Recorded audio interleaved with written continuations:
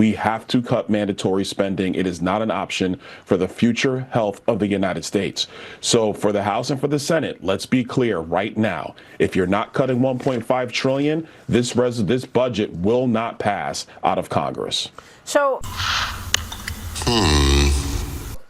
okay, we know that 76% of the spending goes to the mandatory programs. That's Social Security, Medicare, Medicaid. When you look at this from a practical standpoint, where do you cut into that? I mean, what is your vision in terms of taking costs out of those programs, which, by the way, will go insolvent if you don't do something? So a couple things. One, Social Security cannot be touched in budget reconciliation. I'm very sensitive about my petite figure. So that's off the table, can't go there. There is waste, fraud, and abuse in Medicaid to the tune of at least $600 billion that can be trimmed out of Medicaid, potentially more if you get creative. You have things like the IRA tax credits under the Biden administration, those Green New Deal slush fund tax credits. You can cut a lot of stuff out of that.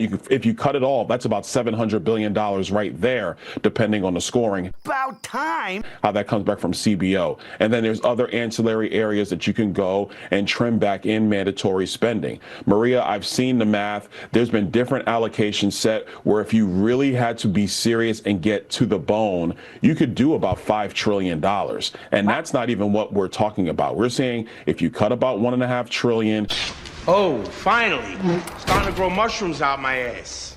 You can do a lot of stuff in waste, fraud, and abuse. You can get rid of unnecessary Green New Deal tax credit schemes that Joe Biden put into place that no Republican voted for, by the way. Not one Republican voted for that stuff. If you go into there and that's where you kind of cut, you can get to $1.5 trillion.